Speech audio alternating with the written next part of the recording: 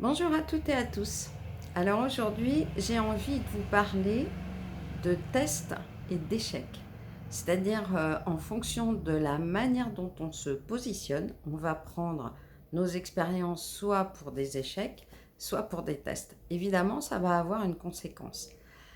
Je vais vous donner un exemple qui est en fait l'écrivain Laurent Gournelle.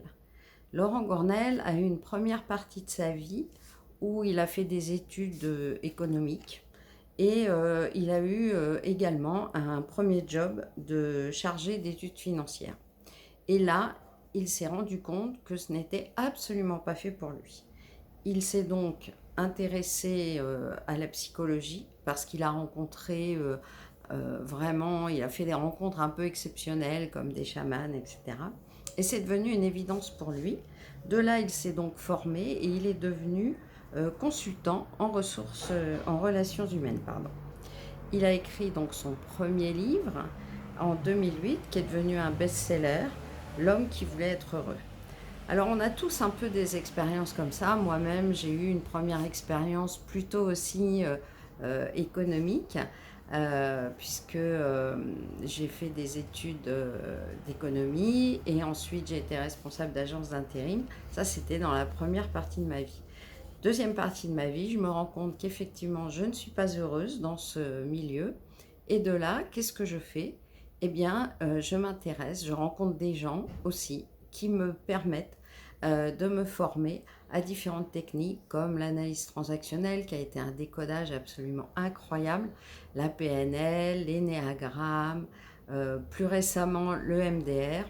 Et tout cela me permet effectivement d'accompagner un certain nombre de personnes dans leur évolution pour pouvoir trouver leur bien-être.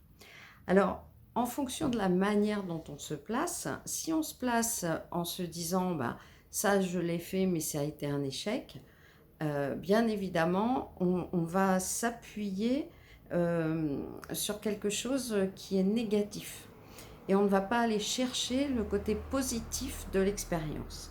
Si au contraire on se dit qu'on fait plein de tests dans la vie et que donc ce sont des expériences, eh bien on va plutôt s'orienter à comprendre et choisir. Ça va nous permettre de choisir ce qui nous correspond, ce qui nous parle, ce qui a un sens pour nous.